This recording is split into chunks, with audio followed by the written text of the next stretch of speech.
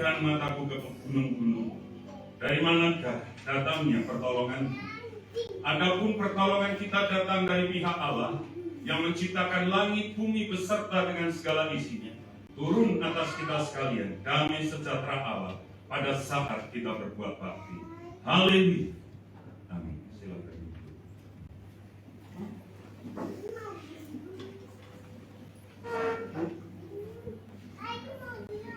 Dosa telah mencemari kehidupan manusia, menciptakan jarak antara Allah dan manusia. Oleh sebab itu, marilah kita meniru kehidupan kita dan menghapus setiap dosa dan pelanggaran kita di hadapan Allah. Allah sumber air hidup, kami mengakui kekeringan dalam hidup kami. Kata-kata kami yang adalah buah pikiran kami, seringkali kami ucapkan sembarangan. Berulang kali kami jatuh dalam penghakiman terhadap sesama kami, hingga menyebabkan luka yang tak mampu kami obati. Kami tidak lagi peduli pada perasaan sesama kami. Akhirnya, kami mengacaukan relasi dengan sesama kami, membangun tembok pembatas seolah tidak mungkin ada rekonsiliasi. Kami yakin bahwa perspektif kami yang paling tepat. Kami lupa diri dan semakin memusatkan pikiran hanya pada kepentingan diri kami. Kami bersikap seolah-olah hanya kami dan kelompok kamilah yang diciptakan menurut gambar Allah, sehingga merasa berhak mengucilkan umat ciptaanmu yang lain, bahkan mengabaikan kelestarian tanah tempat kami beroleh sumber kehidupan. Ya Tuhan, ya Allah, kami mengakui bahwa keegoisan kamilah yang acap kali menyebabkan pertikaian antara manusia dan Allah. Dengarkanlah pengakuan umatmu yang berdosa ini, ya Allah. Dan curahkanlah rahmat-Mu bagi kami. Amin. Terimalah berita anugerah pengampunan dari Tuhan yang diambil dari Injil Yohanes 4 ayat 14. Demikianlah. Tetapi siapa yang minum air yang akan kuberikan kepadanya, ia tidak akan haus untuk selama-lamanya. Sebaliknya, air yang akan kuberikan kepadanya akan menjadi mata air dalam dirinya yang terus-menerus memancar sampai pada hidup yang kekal.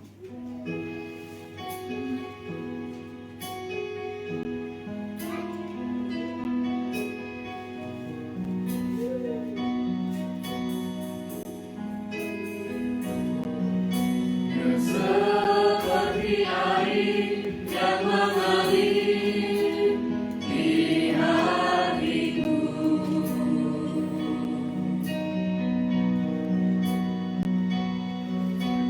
seperti air yang mengalir saat ini.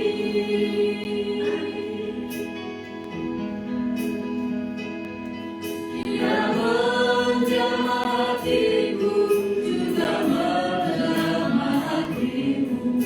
Dia seperti air yang mengalir. Dia seperti air yang mengalir di hatiku.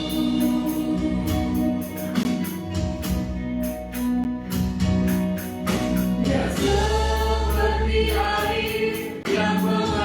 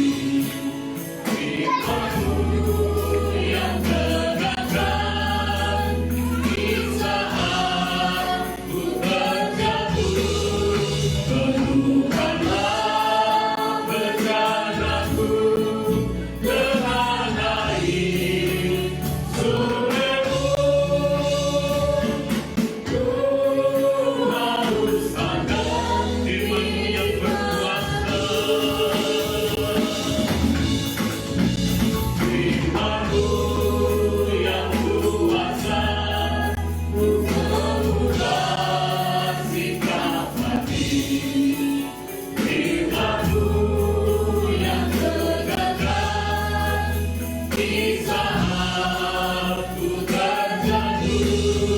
Penuhkanlah berjalanku dengan air sungai-Mu.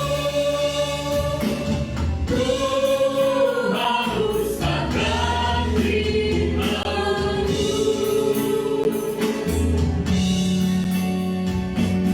Ku hauskan firman-Mu. Marilah kita membuka hati dan pikiran terhadap firman Tuhan berdasarkan perkataan Rasul Paulus seperti yang tertulis di dalam Filipi 4 ayat 2 dan 3. Demikian bunyinya. Eudia ku nasihati dan Sintika ku nasihati, supaya sehati sepikir dalam Tuhan. Bahkan aku minta kepadamu juga, Susugos temanku yang setia. Tolonglah mereka, karena mereka telah berjuang dengan aku dalam pekabaran Injil bersama dengan Clemens dan kawan-kawanku sekerja yang lain, yang nama-namanya tercantum dalam kitab kehidupan. Demikianlah firman Tuhan yang berkuasa membawa kehidupan dan berkat bagi semua orang yang menerimanya dan melakukan di dalam kehidupan sehari-hari. Mari kita bersatu di dalam doa. Kami bersyukur Tuhan pagi hari ini kalau kami ada di dalam rumah-Mu. Sebentar kami akan merenungkan dan mengkaji dari sebagian firman-Mu. Berbicaralah kepada kami sehingga kami mengerti apa yang menjadi rencana-Mu dan rancangan-Mu. Sampaikan isi hati-Mu Tuhan. Kami menyiapkan hati kami bagi benih ditaburkannya firman Tuhan. Dalam nama Tuhan kami Yesus Kristus, kami berdoa dan mengucap syukur. Haleluya. Amin. Shalom Bapak Ibu, salam sejahtera di dalam nama Tuhan kita Yesus Kristus. Kita bersyukur hari ini Bapak Ibu, ini adalah minggu pertama di bulan yang ke-9. Artinya setiap hari usia kita bertambah dan tak terasa sebentar lagi kita akan mengakhiri, bahkan gereja kita pun sudah mempersiapkan untuk kita masuk di dalam ibadah Natal pada bulan Desember nanti. Hari ini Bapak Ibu, kita masih melanjutkan di dalam kitab Filipi pasal yang keempat. Kalau di dalam doa pengerja dan ulang tahun gereja kita ambil di dalam ayat yang pertama, Filipi 4 ayat 1, kita melihat di Filipi pasal 4 ayat 1 itu adalah penutup dan pembuka. Penutup bagi Filipi pasal 3 dan pembuka bagi Filipi pasal yang keempat. Kalau kita perhatikan di Filipi pasal 4 ayat 1, Rasul Paulus menasihatkan supaya kita berdiri teguh dalam Tuhan. Kenapa harus berdiri teguh? Karena di bagian pasal 3 ayat 20 dan 21 dikatakan, karena kewarganegaraan kita adalah di dalam surga. Dan dari situ juga kita menantikan Tuhan Yesus Kristus sebagai juru selamat. Ini berbicara tentang akhir zaman.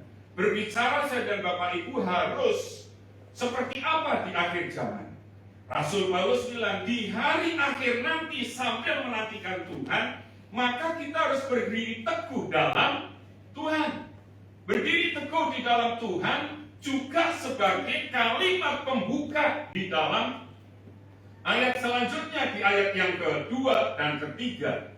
Eudia ku nasihati dan Sintike ku nasihati supaya sehati sepikir dalam Tuhan.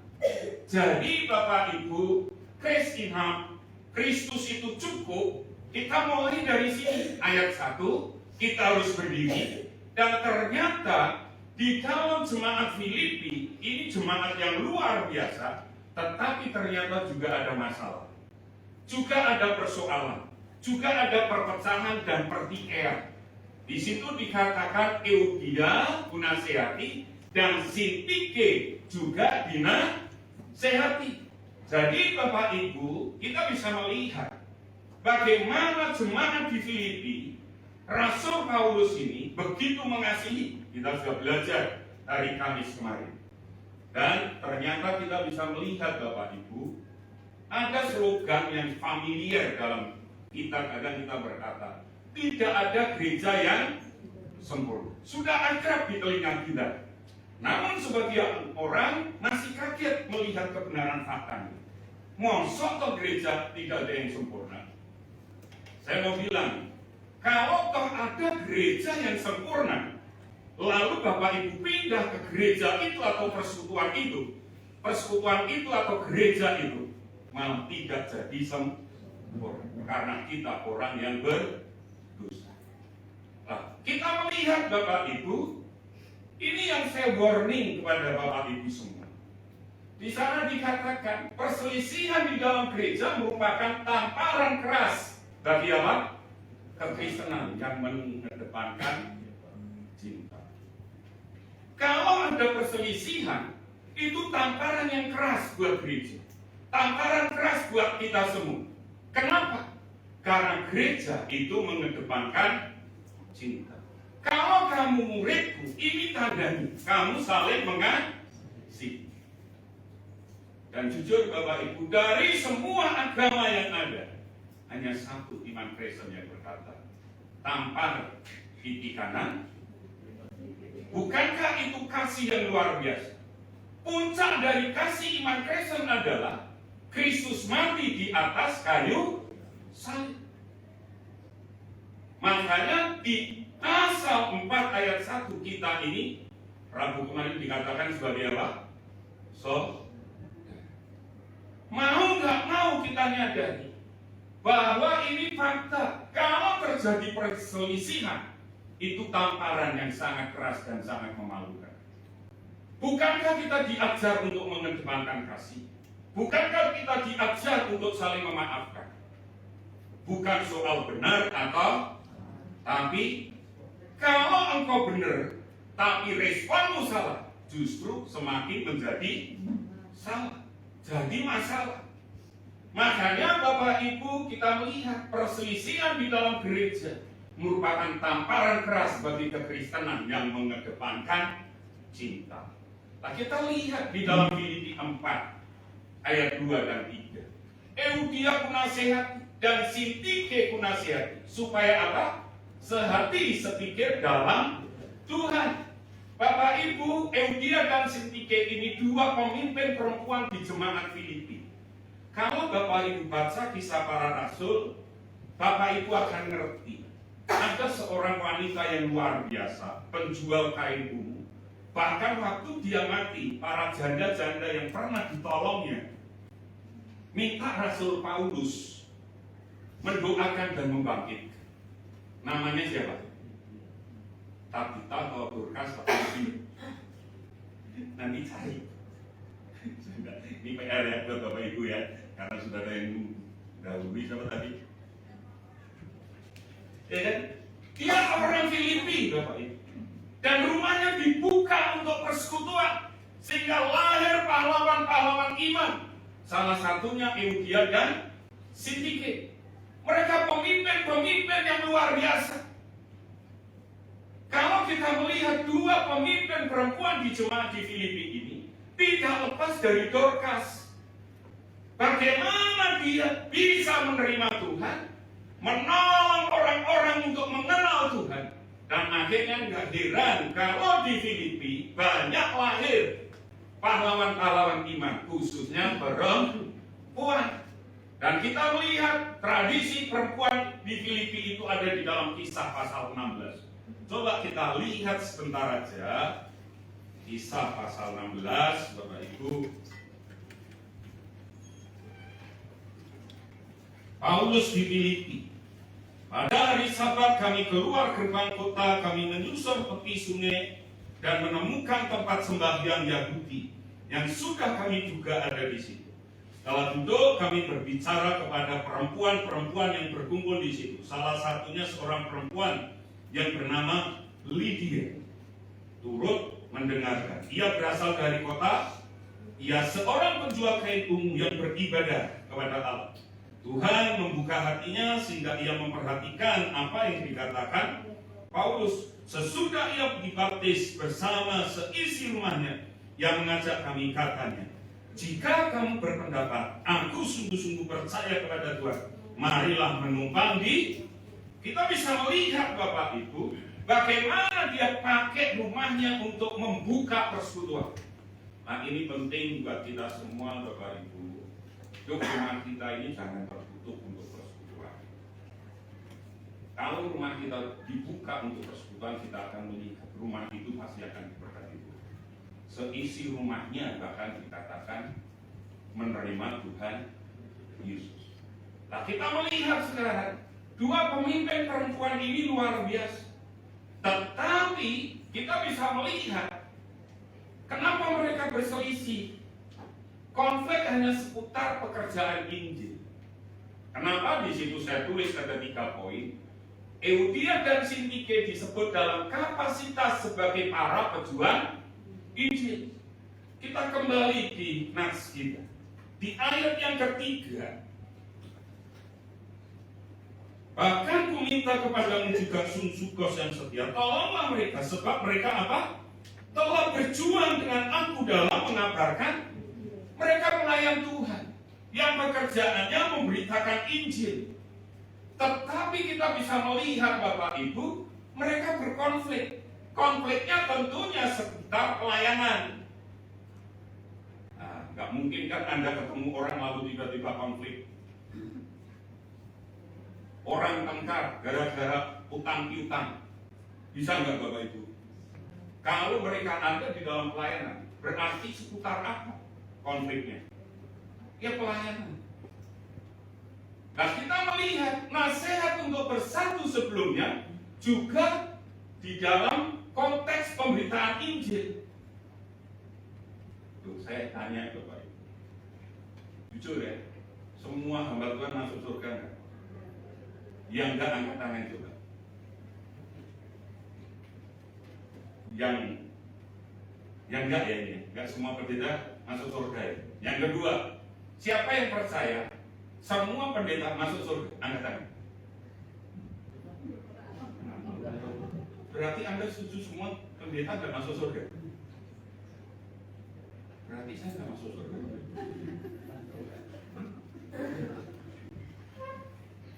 Jadi kita bisa lihat Bapak Ibu, nasihat untuk bersatu itu juga ada di dalam Filipi pasal 4 dan pasal 1 ayat yang ke-27. Saya membacakan. Dan apabila aku tidak datang, aku mendengar bahwa kamu teguh berdiri dalam satu roh. Perhatikan, kita harus berdiri di dalam Tuhan, ya kan? Lalu pasal 1 ayat 27, kita berdiri bersatu teguh di dalam roh. Sehati, sejiwa, berjuang untuk iman yang timbul dari Injil. Nah, kita bisa melihat di situ. Bagaimana kita menyadari ternyata mereka bisa konflik di dalam pekerjaan pelayanan Tuhan. Kalau kita nggak menyebutkan masalah yang lain, tetapi intinya saya nangkep Sintike dan Euodia itu berkonflik karena pekerjaan pelayanan pemberitaan Injil.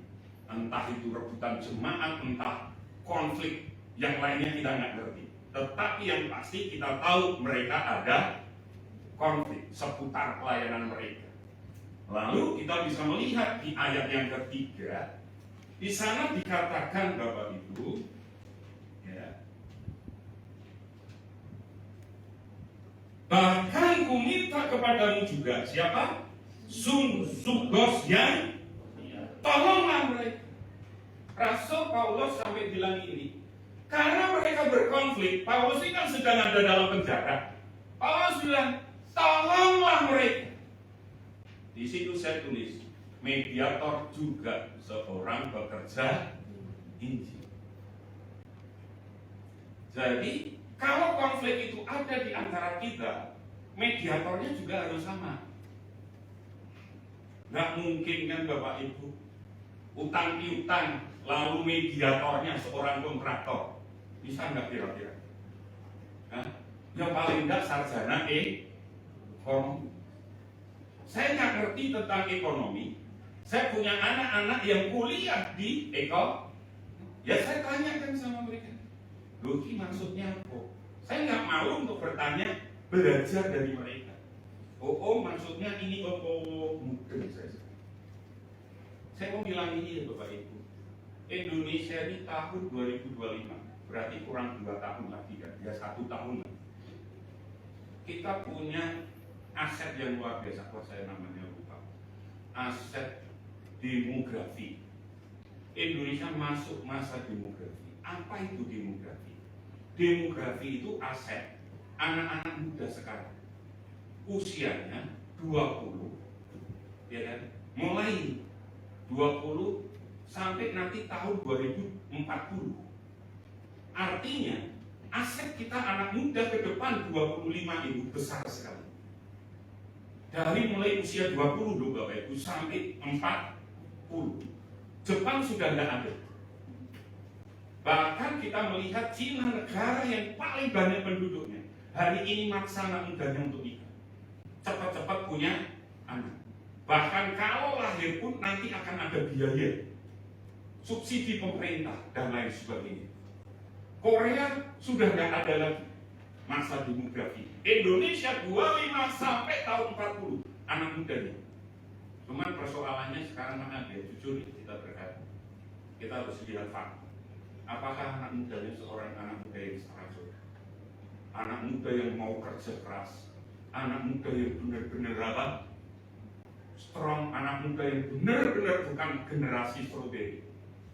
Masalahnya faktanya anak muda sekarang punya gaji sedikit aja sudah buru-buru beli pakaian mewah, tidak memikirkan apa ke depannya.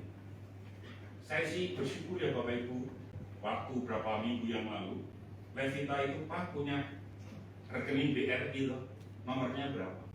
Saya dikasih Bapak Ibu, dikirimin uang hari Sabtu saya.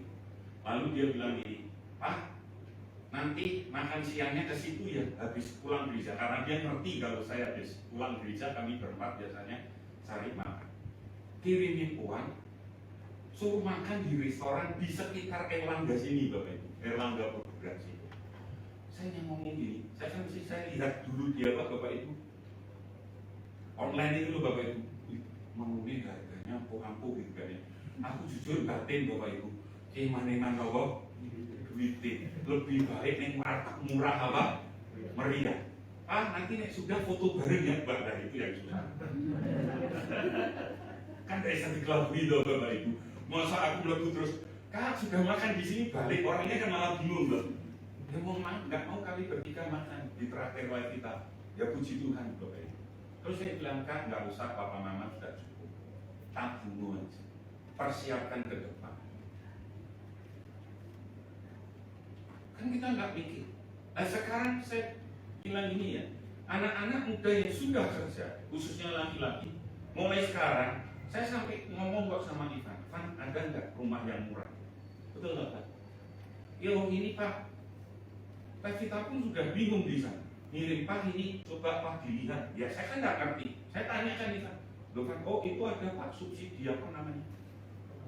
Rumah subsidi, murah itu Pak. 1.500.000 sudah dapat apa? Kunci. Macam-macam dapat. Ya itu belum tahu Pak. Tergantung pengembangnya. Daripada Anda ke depan nanti rumah akan semakin lebih apa? Lebih mahal. Belajar hari ini bersiap. Demografi kita luar biasa. Habis itu lewat. Tapi coba jujur ya, kita kerja nggak nyangka apa. Jujur yang tanya yang sudah tua-tua ini, khususnya saya, nggak punya rumah repot Bapak. Lupa rumah itu rumahnya Kamila kok yang saya tempati Bapak. Kalau tiba-tiba diminta, saya pun bingung kegandapan Bapak.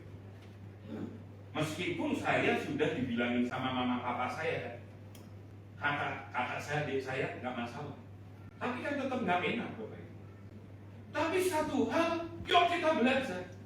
Di sini kita sama sampaikan. Yuk yang muda mulai sekarang persiapkan. Karena tahun depan tinggal 1 tahun kita memasuki masa demografi. Dan kalaupun ada konflik di anak muda, kita sudah siapkan kok. Ada Jonathan. Jonathan yang mana? Ini di mana? Oh di Jakarta. Kalau kamu punya masalah, ngomonglah sama Jonathan. Ajun, apa? Aku punya masalah. Opo, utang, bagi Rono ya.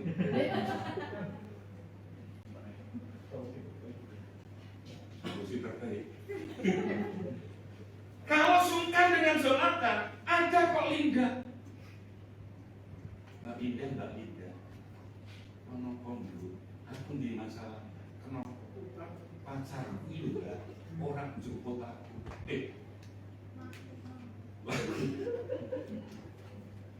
Semua sudah kita persiapkan ke sana. Kita butuh yang namanya mediator, juga seorang penginjil. Artinya waktu mereka konflik, mereka juga harus ada mediatornya. Nah, kita lihat sekarang, perbedaan pendapat tidak terelakkan. Namun tidak semua perbedaan harus berujung pada perselisihan. Kita beda pendapat boleh, jujur ya. Kadang kita ini nggak siap untuk beda pendapat. Saya dengan pengurus itu Bapak Ibu, kadang kalau ada beda pendapat, kalau itu sudah diputuskan, ya saya harus terima. Nggak terus saya paksakan, meskipun saya punya kuasa untuk mengubah kebijaksanaan. Masih saya tawarkan dulu kok sama. Saya mau ada program ini, di YouTube, ya saya mau ngomong sama Sunat. Ini ya. Oh, ini kita sudah jalan ini. Contoh kita mau melaku gitu kan. Ya saya ngomong kan, kamu ini ya, urus ya, untuk melaku numpak. Itu sudah dari tahun kemarin Bapak. Kami pengurus itu sudah merencanakan, cuma tidak ada yang mengeksekusi. Baru tahun ini, bulan ini kita eksekusi. Karena ini tanggal merah yang terakhir kan di tahun ini. Ya saya ngomong, ya cepat ya, satset ya. Ya Pak, ya komunikasi. Waktu nggak sama, ya saya ngomong, ini kok kayak gini. Oh ini Pak, ini dia jelasin. Nah saya kami jelasin. Argumen saling berargumen. Tetapi kalau saya nggak terima, saya misalnya sudah ganti BK biar bisa kerja. Bisa nggak kira-kira Bapak Ibu? Di semua kepanitiaan mesti saya bilang. Kadang saya Bu Mary ngomong Pak, saya sabar ya. Tapi kita bisa melihat beda pendapat tidak terelakkan. Makanya orang Jawa kan bilang ini, sejenda seje. Bayangin, saya kemarin di mana ya? Pertemuan apa saya bilang ini? 2 pekerjaan yang paling membuat orang stres. 1 nurse, apa itu? Perawat. Yang kedua, restoran. Pendeta. Itu pekerjaan yang paling membuat orang stres. Dan bayangin Bapak Ibu, kita ini nggak ada 50 Bapak Ibu. Karpet berarti ada 50 macam tuh Bapak Ibu. Lah menselaraskan satu itu bisa enggak? Kalau nggak disatukan oleh visi. Makanya kita melihat tema gereja kita, visi gereja kita dimulihkan menjadi keluarga Allah. Lalu visinya adalah peace, hope, house of peace. Hope family itu kan kepanjangannya house of peace. Peace-nya itu kan bisa dijabarkan lagi. Lalu satu kebudayaan dan kultur kita apa? Family, keluarga.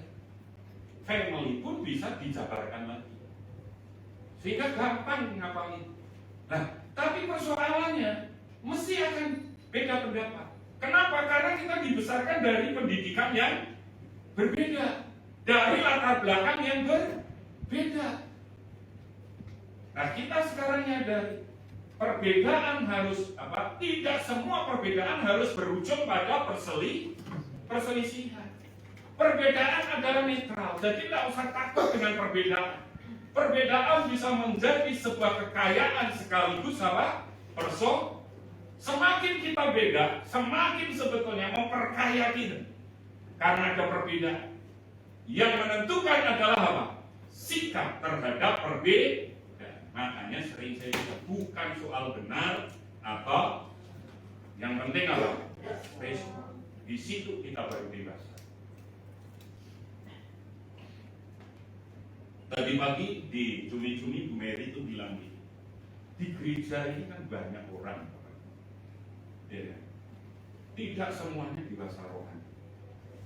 Ada yang bagi rohani, ya, sedikit-sedikit kalau bagi itu dicorel sedikit itu aja, apa Bapak Ibu, nangis, ngongkol aja, nangis, pup aja, nangis, ya, apalagi diambil permennya, apa, nangis, gitu kan. Itu kan bayi rohani. Nah, di gereja kita harus saya akui, kita juga masih banyak bayi rohani yang nggak siap dengan perbedaan, yang nggak siap dengan melihat karakter orang lain. Kalau kita nggak siap, kita nggak akan pernah dewasa rohani, Bapak. Yuk kita belajar hari ini dewasa rohani. Ada perbedaan, ada salah persepsi, ada perbedaan karakter dan cara bernilai. Syukuri, karena itu akan menambah wawasan kita. Kemarin saya ketemu dengan teman-teman full-timer Menara hari Jumat, kami rapat. Saya tanya, Pak, sekolah anaknya tahun ini kok kelas 4, nanti mau sekolah juga? Dia sebutin sekolah. Saya mau bilang ini, Pak, dari SD Kristen masuk ke SMP Kristen, kamu nanti calon tunggal. Kalau anakmu terus sekolah di yayasan Kristen, dia tidak akan pernah bisa bersosialisasi dengan orang di luar Kristen. Nanti justru tidak akan sehat untuk iman. Makanya Levita sama Clement, kelas dasar itu penting. Yang penting pembentukannya di sini. Mahal nggak apa-apa, kami bayar harga. Dua-duanya kami masukkan ke sekolah favorit. SMP saya minta mereka ke negeri. Awalnya 1 semester mereka kaget. Tapi berikutnya hari ini saya bisa melihat mereka bisa bersosialisasi meskipun beda agama. Tapi kita sudah belajar, mereka tetap saudara kita sebangsa dan setanah air. NKRI harga. Jadi kita bisa melihat itu. Perbedaan itu baik, perbedaan itu bagus. Bagaimana cara kita menyikapi? Kalau bayi rohani tersinggung sedikit, dia akan nangis. Kalau bayi itu kan mesti dia akan genggam apa yang dia punya. Kalau sudah A, diajarin susah nggak itu? Susah. Yang penting ayo A, lo aku bener. Bukan soal itu. Yang terpenting adalah bagaimana kita bisa menghargai orang lain. Maka kita bisa melihat di situ. Yang menentukan adalah sikap terhadap perbedaan. Kita melihat bagaimana cara kita bisa menyikapi perbedaan dan perselisihan. Yang pertama, menjadikan Tuhan sebagai landasan kesal. Paulus bilang, Euodia pun nasihati dan Sintike juga pun nasihati. Setiap ada konflik, mesti dua-duanya harus dinasihati. Dan ini penting, teman-teman.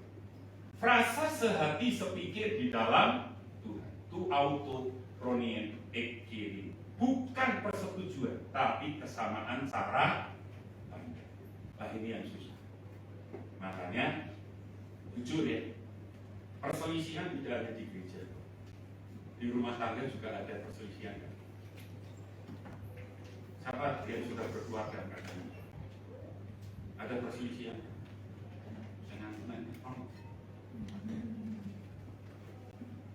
Kalau tidak ada, mustahil. Mau sesi, tidak sesi. Toh kalau ada, biasanya salah satu itu sudah mengalah. Wes, aku tak ngalah daripada masalahnya sedia besar. Sampai kapan? Saya ketemu Pak, saya nggak pernah masalah. Nggak pernah ada pertemuan. Saya tertamu. Begitu saya ketemu satu dengan yang lain. Pak, ada, tapi saya sebagai perempuan lebih baik apa? Dindem.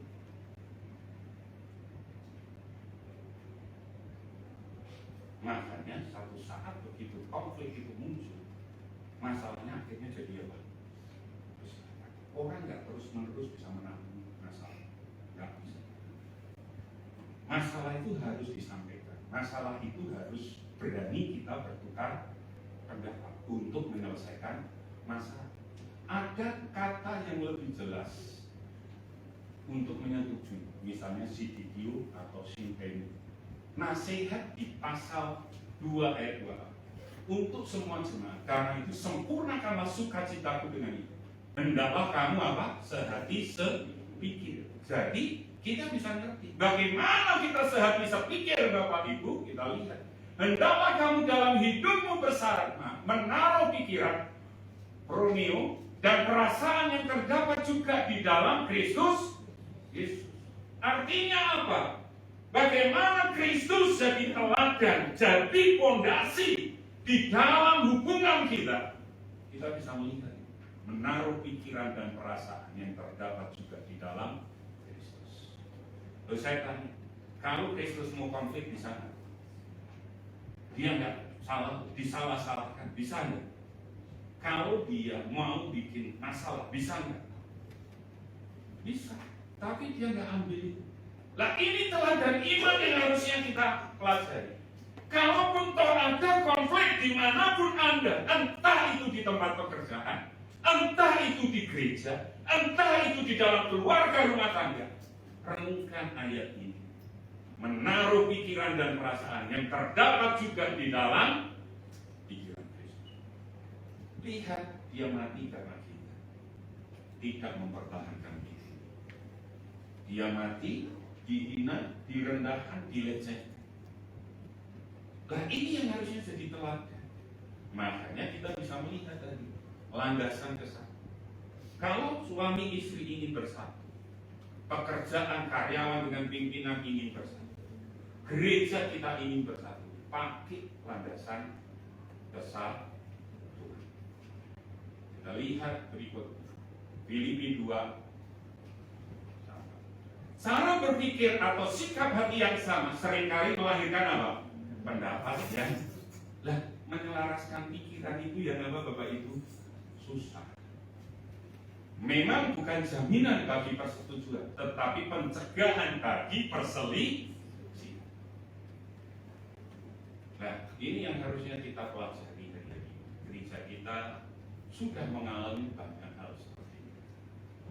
Saya ketemu dengan seorang teman hamba Tuhan, dia cerita ini, Pak, minggu ini loh, perhatian di monek-monek cuma waktu terima jabatan ditampar saya. Mayan Pak, yo ono Pak kalimat, limaku, aku dilimakukan Pak. Apa Pak saya?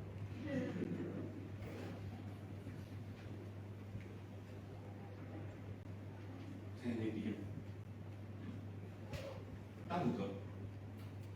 Kalimat enggak? Nanti tanya Kak Sianto. Saya Pak dikata-katain seperti itu. Saya ngapain begini, cuma ngapain mungkin power binatang. Tapi teman saya yang satu bilang, Pak, lumayan Pak. Itu ya Pak, pasrah Pak semisal. Karena Pak, kopi panas disiram di sana.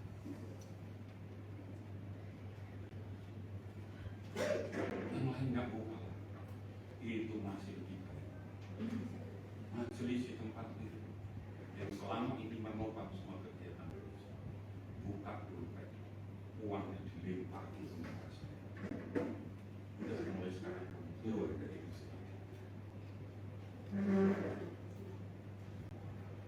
Ini fakta.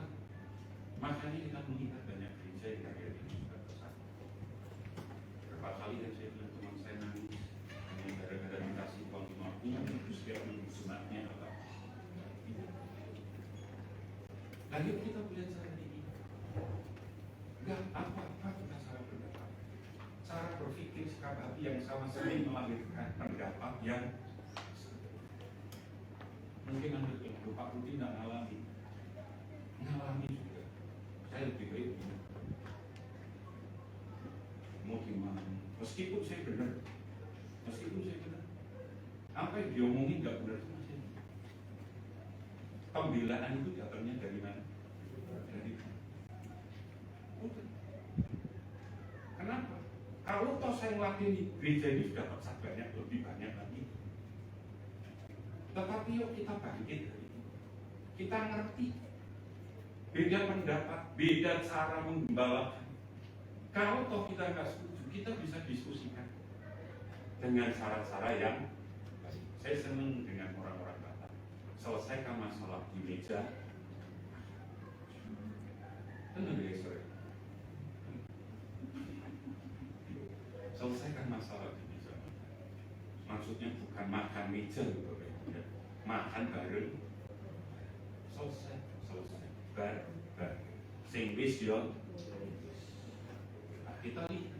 Tetapi pencegahan bagi perselisihan. Yang kedua, menerima bantuan dari pihak lain yang bisa dipercaya. Bahkan ku minta kepadamu juga Sun Sugos, temanku yang setia. Tolonglah mereka. Mediatornya juga harus sama. Pihak lain yang bisa dipercaya. Ini menarik Bapak Ibu. Kata Sun Sugos itu, saya lihat di semua Alkitab perbandingan itu tidak ada kalimat Sugos, Sun Sugos. Yang ada hanya di LAI. Bahkan LAI terjemahan baru masih ada Sun Sugos. Perhatikan Bapak Ibu. Kata Sun Sugos itu dalam bahasa aslinya adalah Genisi Sisi. Genisi Sisi kata ini, Sisi ini. Nah LAI menerjemahkannya apa? Sun Sugos. Padahal kata Sisi ini adalah saudara atau kamu. Jadi nggak ada kalimat Sun Sugos.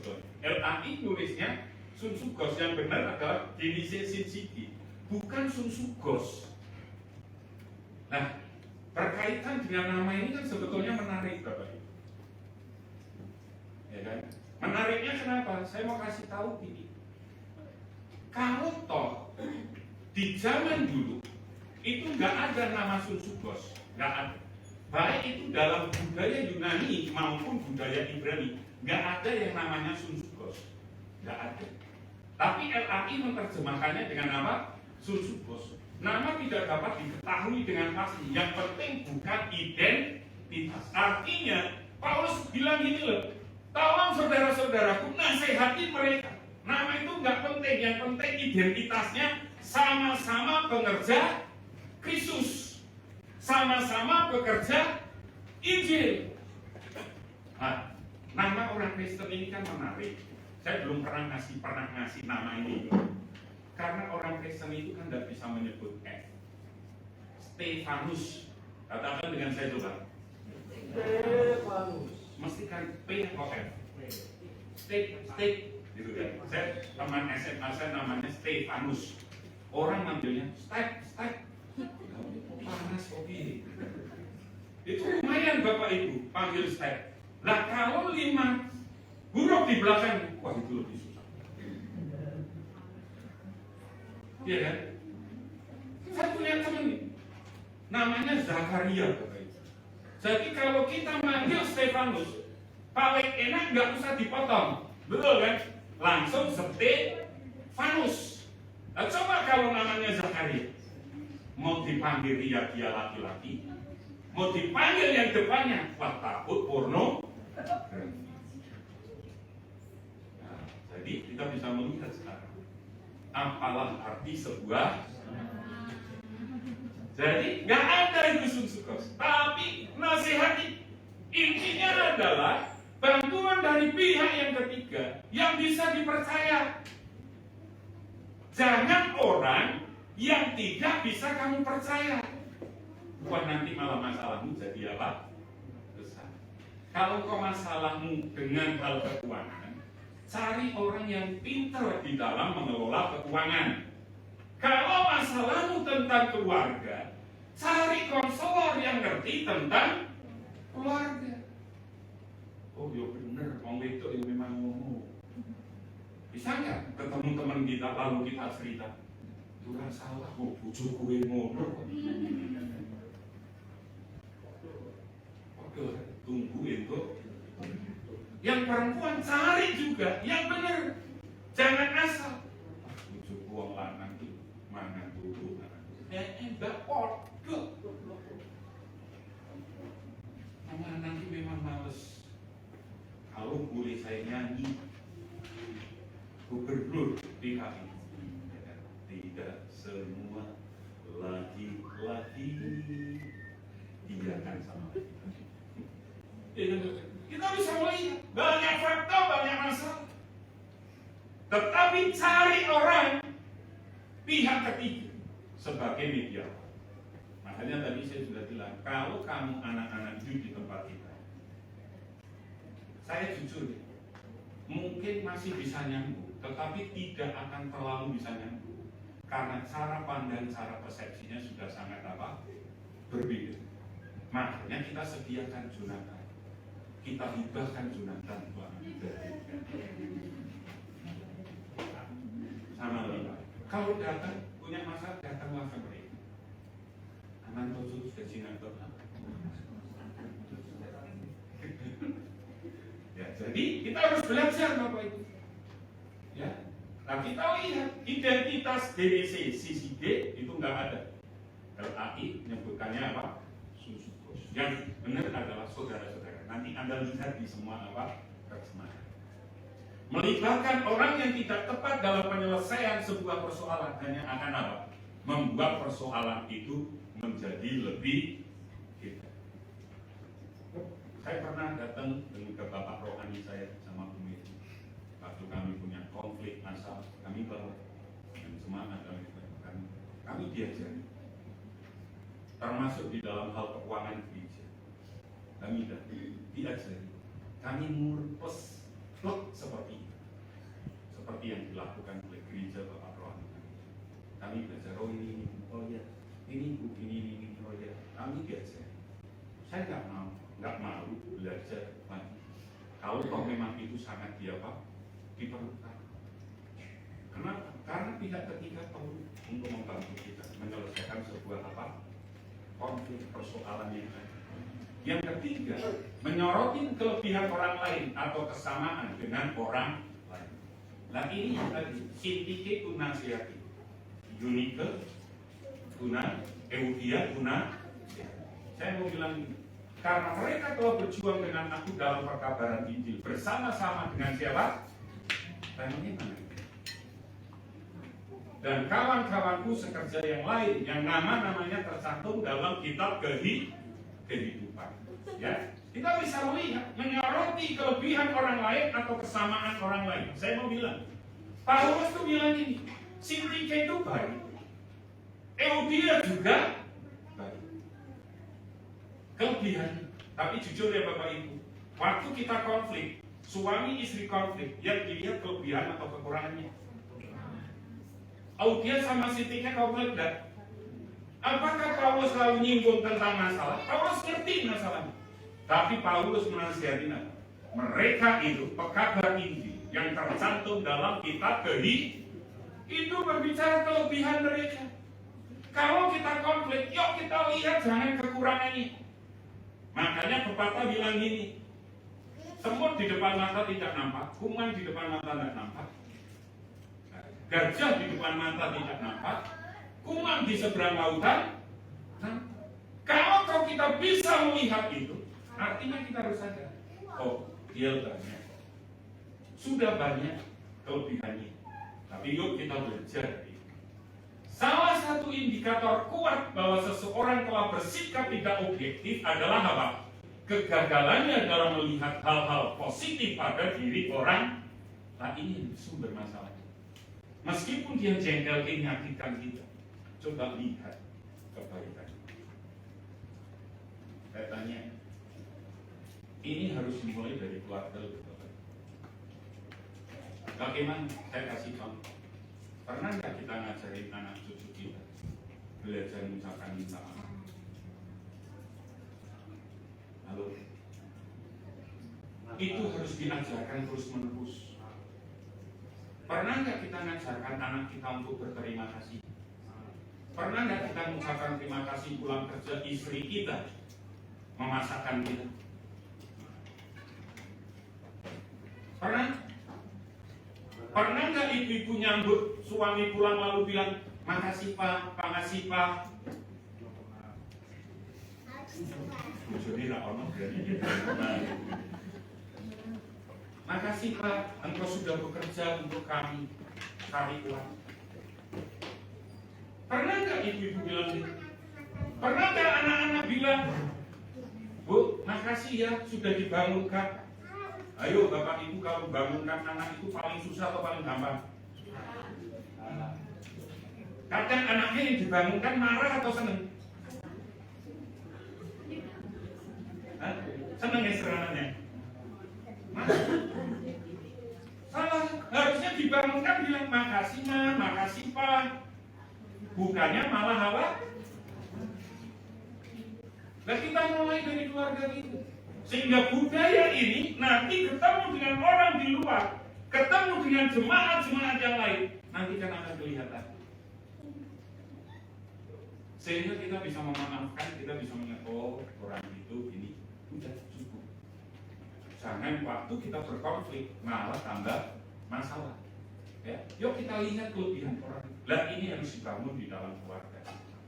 Mereka yang lebih menyorotin perbedaan daripada kesamaan akan semakin apa? Kehilangan harapan dalam menyelesaikan perselisihan. Saya mau bilang nggak ada orang yang sempurna. Kayak tadi saya bilang nggak. Pak gereja itu sempurna. Silakan pindah ke gereja itu. Silakan pindah ke persekutuan itu. Yang dulunya sempurna, kemasukan kita yang tidak sempurna. Jadinya apa? Tidak sempurna.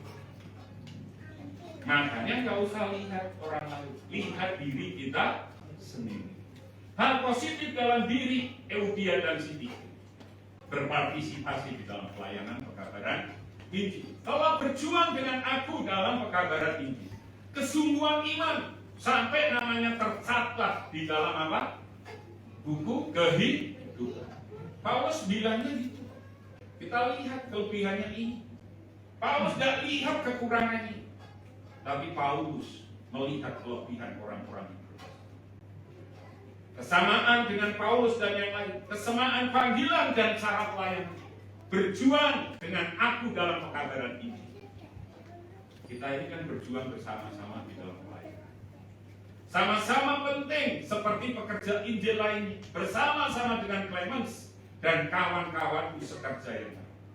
Satu baptisan, satu roh, satu panggilan, satu. Ada nggak kita berdiri sama-sama? Injil memberikan kesamaan yang fundamental. Apa sih yang mempersatukan kita semua? Injil. Apa itu Injil? Injil adalah berita anugerah. Apa itu berita anugerah? Bahwa Kristus telah mati, dibangkitkan, hidup, naik ke surga. Itu Injil, itu berita anugerah. Nah itu yang jadi fondasinya. Sama-sama berdosa dan sama-sama diselamatkan oleh kasih. Siapa kita sampai kita pun berani menghakimi sesama kita? Siapa kita sampai berani merendahkan sesama kita? Kita sama-sama berdosa. Mungkin saya tidak berdosa di dalam hal keuangan. Bapak Ibu ada yang berdosa dalam hal keuangan. Lalu kita menghakimi orang yang lain. Padahal kita sama-sama punya. Lebih baik kita lihat bahwa Kristus sudah mati buat kita. Yang benar-benar dihidupkan oleh Injil tidak akan memberi ruang bagi diri sendiri untuk merasa lebih. Oh aku paling benar, tidak bisa. Kalau dia cinta Tuhan, ada Injil, ada anugerah dalam diri, justru dia akan berkata, aku mengasihi, aku mengampuni. Meskipun dia benar, dia akan tetap benar. Jadi kita sudah melihat Bapak, Kristus cukup sekarang.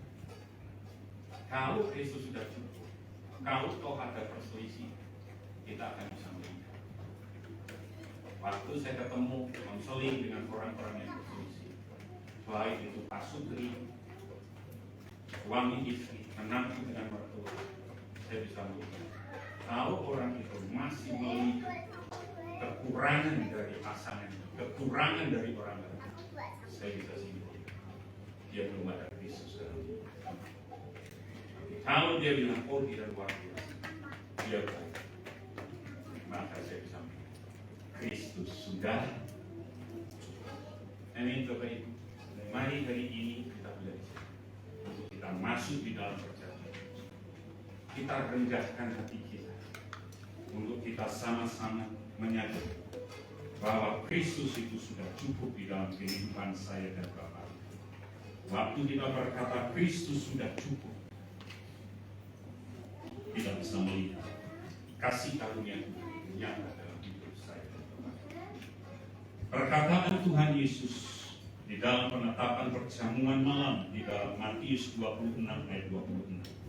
Dan ketika mereka sedang makan, Yesus mengambil roti, mengucap berkat, memecah-mecahkannya, lalu memberikannya kepada murid-muridnya dan berkata, ambillah, makanlah, inilah tubuh. Sesudah itu Tuhan Yesus mengambil cawan, mengucap syukur lalu memberikannya kepada mereka dan berkata, minumlah kamu semua dari cawan ini, sebab inilah darahku, darah perjanjian, yang ditumpahkan bagi banyak orang untuk pengampunan dosa. Jadi Bapak Ibu, perjamuan suci hanya dikhususkan untuk orang yang sudah terima Tuhan Yesus, orang yang sudah dibaptis dan sudah dewasa. Bagi Bapak Ibu yang masih ada ganjalan dosa, masih ada kepahitan, bereskan terlebih dahulu. Minta ampun kepada Tuhan, supaya waktu nanti kita membereskan dosa, lalu kita mengambil tubuh dan darah Tuhan, maka apa yang kita nikmati itu akan menjadi berkat dalam kehidupan saya. Mari kita rendahkan hati. Bapa, kami mau mengambil tubuh dan darah Tuhan, yang kami percaya ini adalah benar-benar makanan dan minuman. Kami sadar bahwa kami orang yang berdosa. Tapi satu hal, waktu kami datang dan mengakui di hadapan Tuhan, dosa kami sudah dibereskan, disucikan. Bahkan kalaupun kami masih ada kepahitan dengan saudara-saudara kami, dengan orang tua kami, dengan pemimpin-pemimpin kami, ampuni kami. Kami lepas pengampunan kami dalam nama Tuhan Yesus. Kami mau mengambil tubuh dan darah Tuhan nanti dalam nama Tuhan kami Yesus Kristus. Haleluya.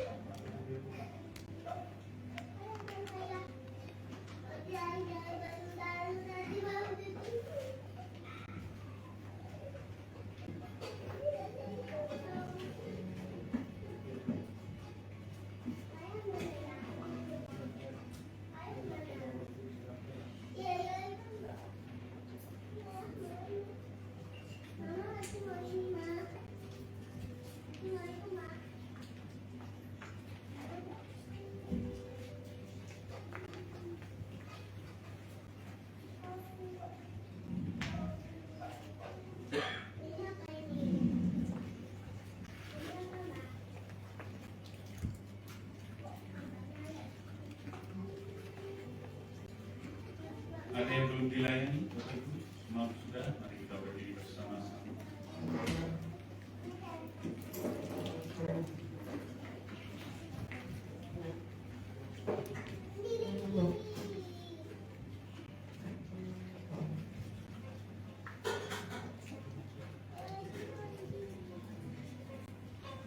Mari tundukkan kepala kita di hadapan Tuhan.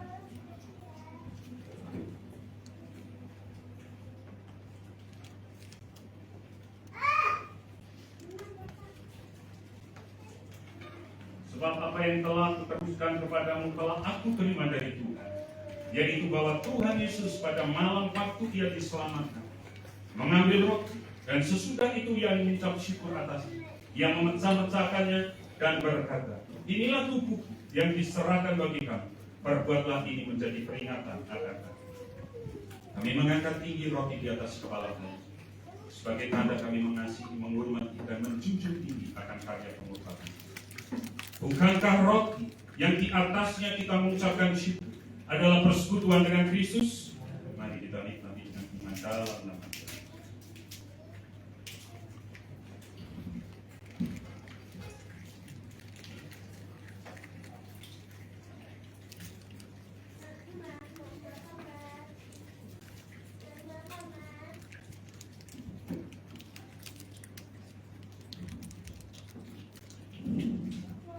Mari kita angkat cawan tinggi di atas kepala kita sebagai tanda kita mengasihi dan menghormati akan pengorbanan Tuhan.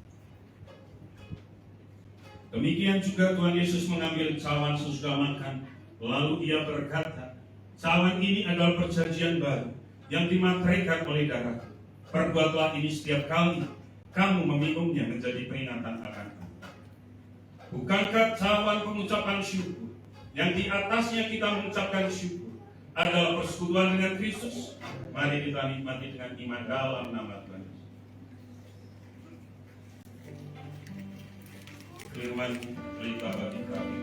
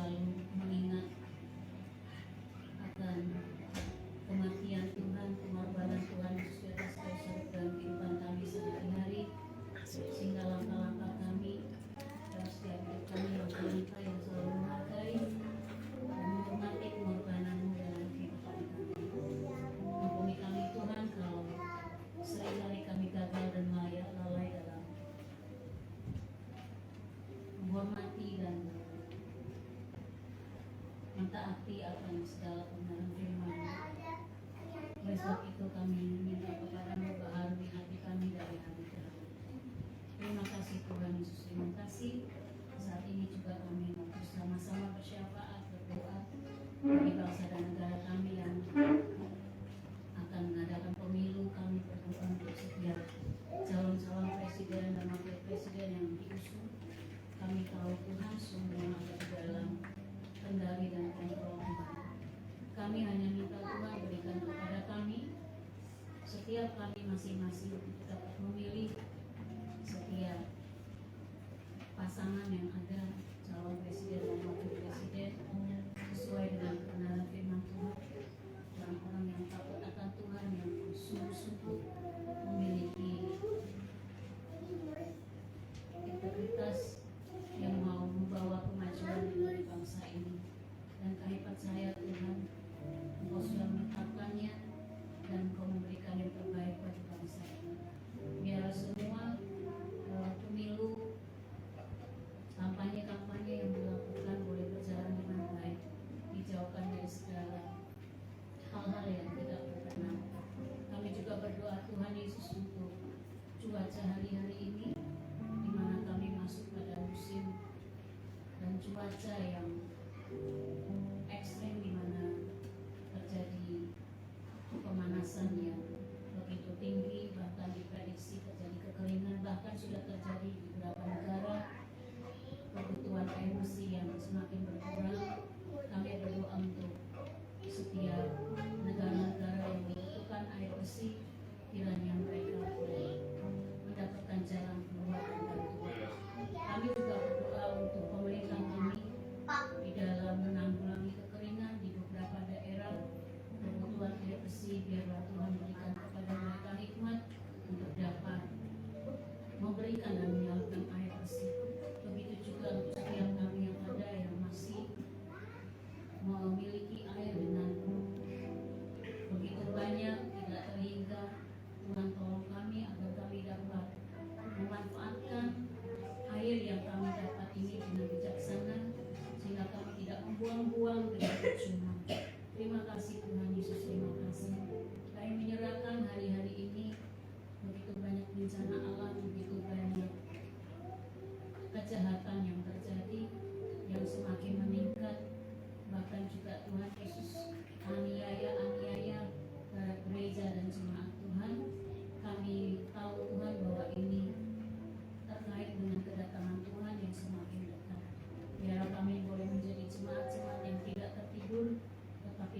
jemaat-jemaat menjadi anak-anak Tuhan yang mulai berbenah diri, yang mulai mempersiapkan diri. Kami menjadi wanita-wanita yang bijaksana seperti di dalam perumpamaan di dalam Alkitab, yang selalu menyiapkan, mempersiapkan minyak, sehingga kami tidak pernah tertidur. Kami terus berjaga-jaga. Pada waktu Tuhan datang, pelita kami, roh kami tetap menyala. Terima kasih Tuhan Yesus, terima kasih. Kami tahu Tuhan, kami semua sedang berjuang untuk sampai pada garis finish. Kami memastikan bahwa diri kami masing-masing adalah orang-orang yang berjuang, orang-orang yang berani. Kami adalah orang-orang yang sungguh-sungguh mengerti apa yang Tuhan mau dalam hidup kami. Kami tidak hanya membutuhkan Tuhan untuk berkat sehari-hari, tetapi kami membutuhkan Tuhan yang adalah jaminan dari kehidupan di balik kematian nanti. Hanya Tuhan yang menjamin kami, hanya Tuhan yang menyediakan Yerusalem yang baru bagi kami. Rumah kami bukan dunia ini. Oleh sebab itu Tuhan Yesus, biarlah kami terus mengejar akan apa yang tidak kelihatan. Terima kasih banyak ya Bapak, terima kasih. Kami bersyukur untuk kehadiran-Mu, untuk anugerah-Mu di gereja ini, di dalam ibadah pada saat ini. Kami percaya Engkau menjamah setiap kami pribadi lepas pribadi. Terpujilah nama-Mu Tuhan. Kami alaskan doa kami ini di dalam nama Tuhan Yesus Kristus Juru Selamat kami yang hidup. Haleluya.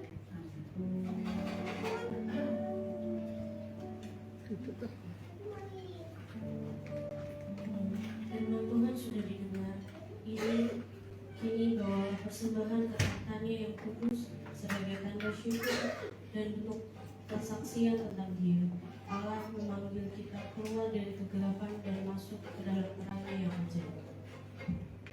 Tetapi kamulah bangsa yang terpilih, imamat yang rajani, bangsa yang kudus, umat kepunyaan Allah sendiri, supaya kamu memberitakan perbuatan-perbuatan yang besar dari Dia, yang telah memanggil kamu keluar dari kegelapan kepada terang-Nya yang ajaib.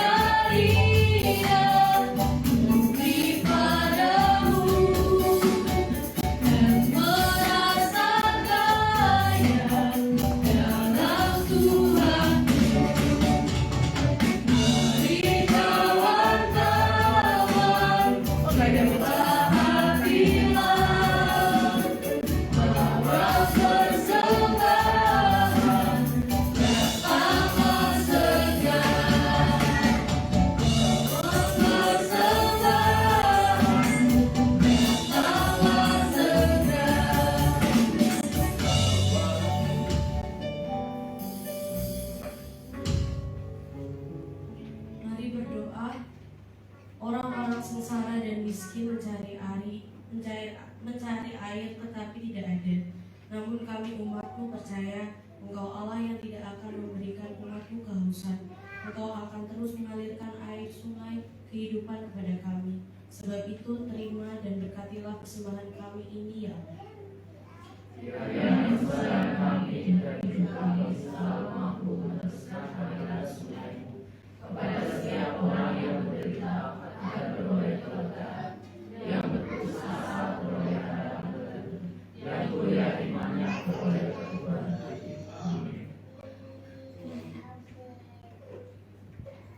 Tuhan Yesus memanggil kita untuk menaburkan firman Tuhan. Mengisinya kami memberitakan firman Tuhan. Seperti para murid yang berjalan di atas air meninggalkan kenyamanan perahunya, menghampiri sang guru dan ikut serta dalam pekerjaan yang sudah lebih dulu Tuhan lakukan. Kita pun dipanggil untuk berjalan ke arahnya dengan iman yang teguh. Kami siap melangkah di dalam iman dan turut serta dalam karya keselamatan Allah bagi dunia. Mari kita berdiri bersama-sama.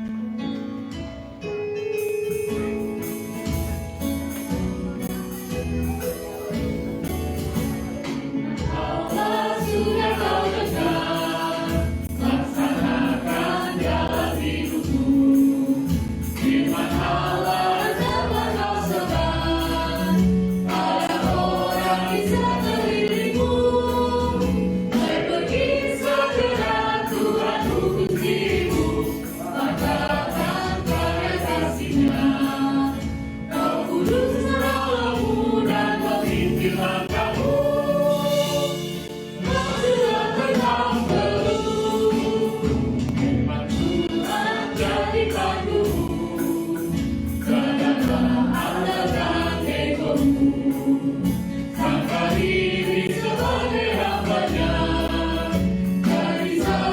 Setia dan teguh, hai pergi segera, Tuhan utus dirimu, martabat karya kasih-Nya. Roh Kudus menolongmu dan memimpin langkahmu. Majulah tegak teguh, ingat selalu pada Tuhanmu. Jangan bimbang, Jangan bimbang dan janganlah gentar, berpegang hanya pada firman-Nya. Hai pergi segera, Tuhan utus dirimu, martabat karya kasih-Nya. Roh Kudus menolongmu dan memimpin langkahmu. Majulah tegak teguh. sekarang terimalah berkat Tuhan. Tuhan memberkati engkau dan melindungi engkau. Tuhan menyinari engkau dengan wajah-Nya dan memberi engkau kasih karunia. Tuhan menghadapkan wajah-Nya kepadamu dan memberi engkau damai sejahtera. Kasih karunia dari Tuhan Yesus Kristus, kasih sayang dari Bapa, persekutuan dan penjagaan yang dahsyat dari Roh Kudus, dalam keesaan Allah Tritunggal, di dalam nama Tuhan Yesus Kristus, menyertai kamu sekalian. Mulai hari ini, esok, lusa sampai Maranatha, Tuhan Yesus datang untuk kedua kalinya. Haleluya. Amin. Bapa, terima kasih.